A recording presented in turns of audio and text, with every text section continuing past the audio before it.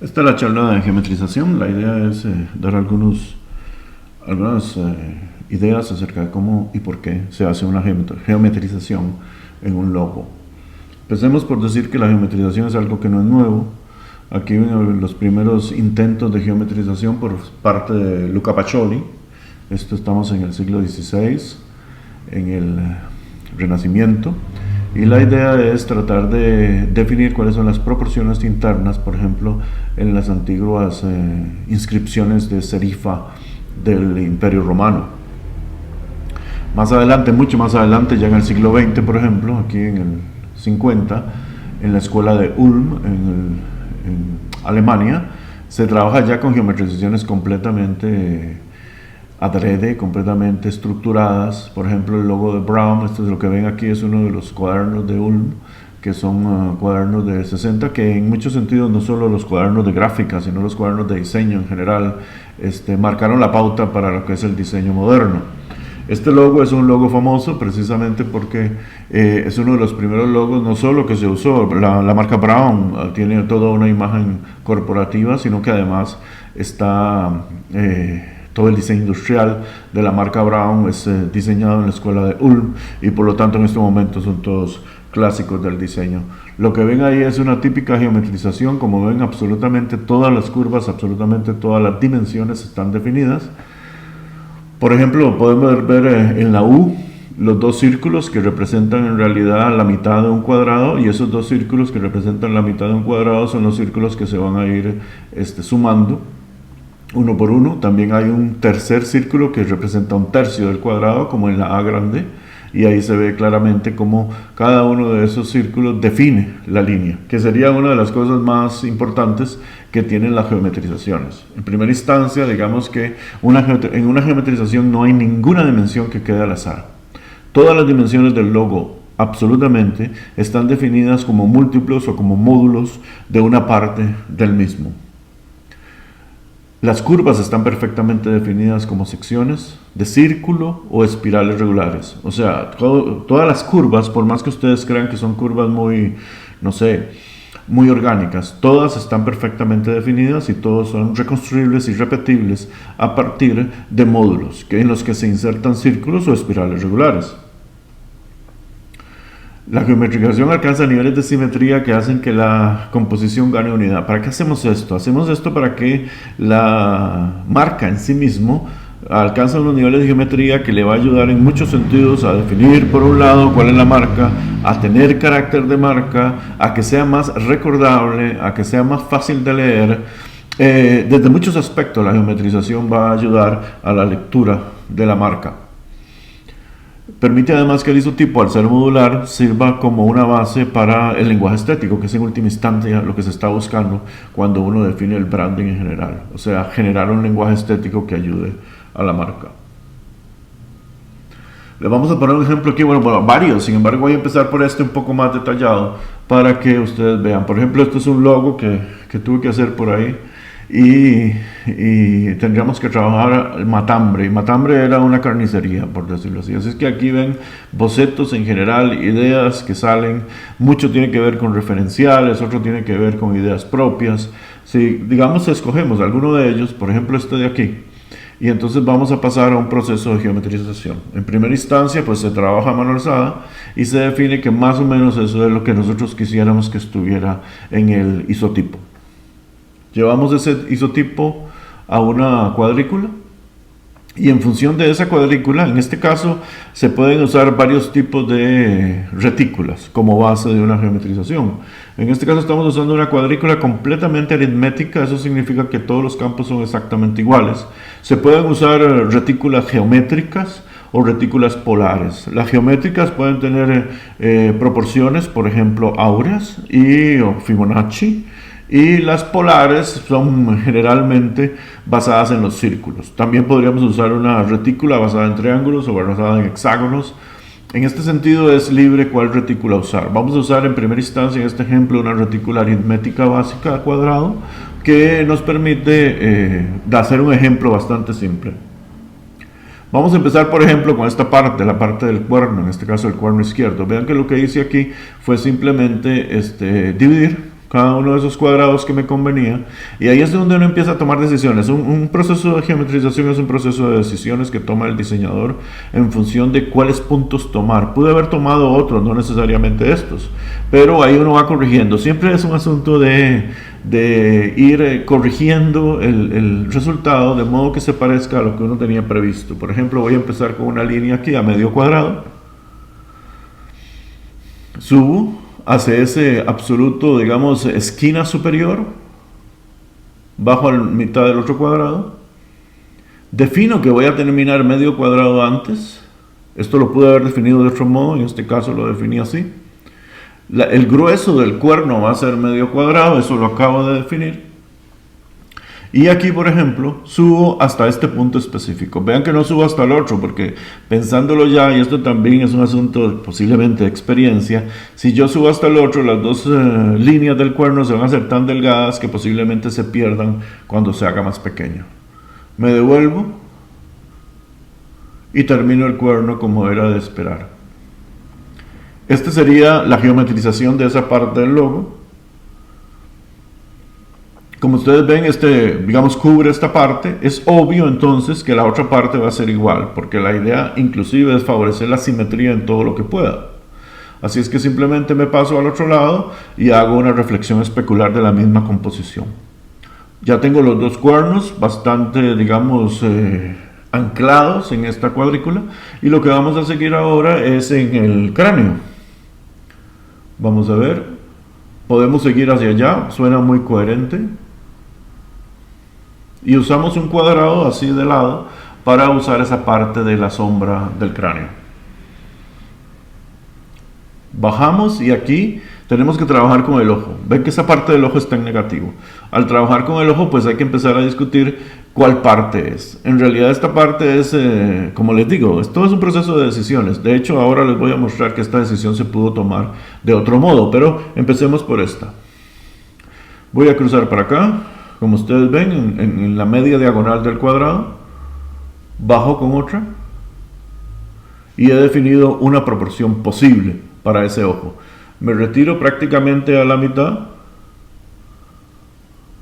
y ahora construyo la parte de abajo de la boca. Vean que sigo estrictamente la cuadrícula. El módulo más usado es medio cuadrado. Y aquí prácticamente tendría una primera propuesta de lo que podría ser el cráneo. Perfectamente anclada en absolutamente todas sus posiciones, con una medida de medio cuadrado, que es la medida que se repite a menudo en muchas partes, como por ejemplo en la parte de abajo donde está el hocico, en la parte de arriba donde está el cráneo final, donde nace el cuerno, etc. Me queda el otro ojo. Como el ojo derecho es negativo, pues el ojo izquierdo es positivo y por supuesto, una vez más, es simétrico. O sea, es idéntico, solo con una reflexión especular. Quedaría entonces un ojo de este tipo. Esta sería la primera propuesta, que es una propuesta interesante. No sé si se dan cuenta que ya inmediatamente ganó muchísima más seriedad, muchísima más geometría, se ve simétrica y se ve como una marca. Antes se veía como un dibujo, ahora ya definitivamente ha ganado muchísima presencia como marca. Si vamos a los ojos, uno diría, bueno, pero es que esta decisión, bueno, esta como muchas otras, son decisiones casi arbitrarias, es casi lo que el diseñador quiera. Vamos a hacer unos cambios nada más para que vean qué pasaría si tomo estos otros dos puntos aquí. ¿Lo ven? ¿Ven que fue completamente distinto? ¿O qué pasaría si tomo los puntos aún más abajo? Ahí.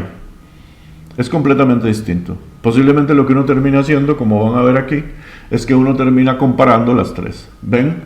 De la más agresiva, que es la primera, la menos agresiva, la menos agresiva sería la completamente a la derecha, como ven, y la intermedia. Y ahí ven tres marcas que además semánticamente tienen una diferencia importante, ¿verdad? Por decirlo de algún modo, el toro de la izquierda es bastante más bravo que el toro de la derecha, ¿no? Y esto es un asunto que acabamos de definir en la geometrización con la mirada de unos cuantos puntos. La regla de oro, ya hemos dicho, Absolutamente nada en el isotipo, nada queda al azar. Todo es una dimensión modular que queda definida en función de la retícula. Esto es lo que estamos haciendo. Ahora entonces sigue la parte del logotipo, o sea, la parte de la marca misma, la parte de las letras. Por supuesto, esta tiene que también inscribirse en la misma retícula. ¿Ven? Inclusive si ustedes ven la M y se fijan bien, hay una corrección desde el punto de vista óptico. Porque si pusiéramos el inicio de la serifa en la línea, no se vería como si la M realmente estuviera alineada con la serifa. Eso significa que de largo ahora sí se va a ver alineado con la serifa, sin embargo, no está ahí. Y es una típica corrección que se hace óptica, que se hace también digamos, a una corrección fina de parte de quien está haciendo la geometrización. Ahora sí definitivamente tenemos una marca. La marca funciona súper bien, como ustedes ven. No veo ningún problema en que ustedes vean la diferencia, o en que yo pueda apreciar la diferencia entre lo que teníamos es un boceto y ahora tenemos una marca. Ahora vamos a hacer un ejemplo polar, que es un ejemplo rápido de cómo sería esto si la simetría fuera polar. Es un boceto que hizo un estudiante, como ven, Diego Araya Brenes, en el curso de María del Carmen en el 2018. Y la idea es, si uno tuviera un boceto de ese, ¿cómo actúa? Pues no actúa normalmente como lo hicimos ahora con una cuadrícula, sino que actúa con algunas otras referencias. Por ejemplo, obviamente tenemos un pentágono. Aquí tenemos otra simetría pentagonal, lo cual convierte la composición en una composición decagonal, en realidad. Donde lo que tenemos es un decágono, obviamente con dos pentágonos circunscritos. Y a partir de ahí vamos a tratar de generar la geometría. Necesitamos una dimensión base, que es la dimensión entre un pétalo y otro se disminuye, así como lo ven en las esquinas. Para eso cogemos la mitad, o sea, el radio del círculo en el cual se circunscribe el decágono y lo partimos a la mitad. Con esto podemos construir ya un círculo que nos da de base una de esas curvas que vendrían a ser la frontera entre un pétalo y el otro. Obviamente necesitamos en primera instancia la generación pentagonal de los círculos, como ven, y por supuesto necesitamos la otra, sino la decagonal.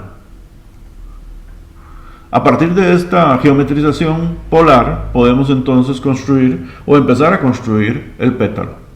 Cogemos este medio círculo, cogemos este otro medio círculo, vamos al punto superior o a uno de los radios del decágono y tenemos la primera posición de lo que sería un pétalo dentro de esta geometrización. Podríamos, por supuesto, ahora, porque sabemos que es completamente simétrico, definir el siguiente y los siguientes.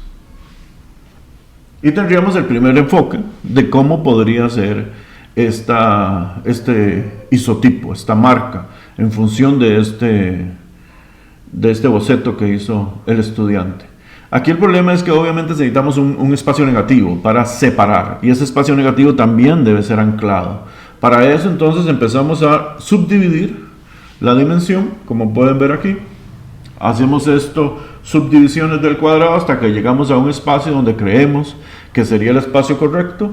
Ese espacio lo proyectamos al centro y en función de ese espacio construimos el movimiento. Si ven, el pétalo subió exactamente esa dimensión hacia arriba. Esa es la idea que está detrás de la definición del espacio negativo. Recuerden que el espacio negativo es muy importante y el espacio negativo a menudo define cuál es el espacio menor de una marca y por lo tanto cuál es el límite en el cual la marca se pueda comportar desde el punto de vista de tamaños mínimos. Así se vería entonces con ese espacio. Ahí ven la definición entre la distancia del negativo y la geometrización misma. Y esto podría ser entonces una geometrización polar. Como les decía, hay muchos tipos de geometrizaciones.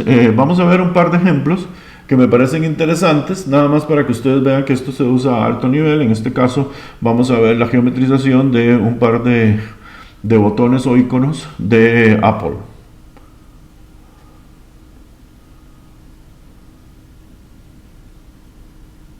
Esta es la construcción de la rejilla. Es una rejilla geométrica en este caso que se hace uso de la proporción áurea. Como ustedes ven que también tiene una visión decagonal. Proporción áurea.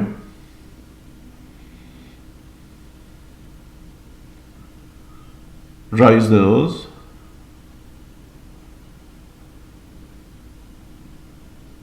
Otra proporción áurea. Y así se construye la rejilla sobre la cual se construyen los iconos. Como ustedes ven, esta es una rejilla en la cual tenemos varios círculos circunscritos en la retícula cuadrada, y al mismo tiempo esos círculos en sí mismos tienen proporciones áureas. O sea, este es el material, las herramientas con las cuales se puede trabajar. Veamos un ejemplo, en este caso el icono del tiempo o del clima, por lo que se dice mejor. Usando la retícula anterior con las dimensiones de los círculos, esta es la retícula total, y en función de eso se consiguen de nuevo las secciones áureas. Vean que en este caso hay una secuencia de secciones áureas. Se ven los círculos que se van a utilizar. En este caso están definiendo las dimensiones de los círculos. Estas dimensiones son áureas, como hemos dicho, y ahora la posición de los círculos que están perfectamente anclados en esta retícula. En función de eso, se construye el icono. Así que cuando vemos un icono como este y está hecho profesionalmente, no estamos viendo simplemente un dibujo, estamos viendo un trabajo muy arduo de proporciones y de manejo de la retícula, de modo que se pueda conseguir no solo el icono, no solo la legibilidad, sino sobre todo una homogeneidad entre la familia de iconos, de modo que el usuario pueda reconocer que son familia. Aquí les tengo un ejemplo, no les voy a mostrar la construcción, pero vean un ejemplo de un tercero. En este caso, un tercero hizo esta águila que está perfectamente anclada en la retícula geométrica de la posición de iconos que sirve como base para el diseño de iconos de iPhone o de iOS, para ser exactos. Les repito una vez más cuáles son las reglas básicas. Absolutamente ninguna dimensión queda al azar. Todas las dimensiones están definidas por la retícula. Todas las curvas están perfectamente definidas como secciones de círculo o espirales regulares. La geometrización alcanza niveles de simetría que hacen que la composición gane unidad, gane también legibilidad. Esto es muy, muy importante. Y finalmente, la geometrización permite el uso del isotipo en forma modular, lo que ayuda a generar elementos como por ejemplo tramas, como por ejemplo fondos, en el lenguaje estético, que en última instancia es lo que se define como el resultado de un proceso de diseño de branding.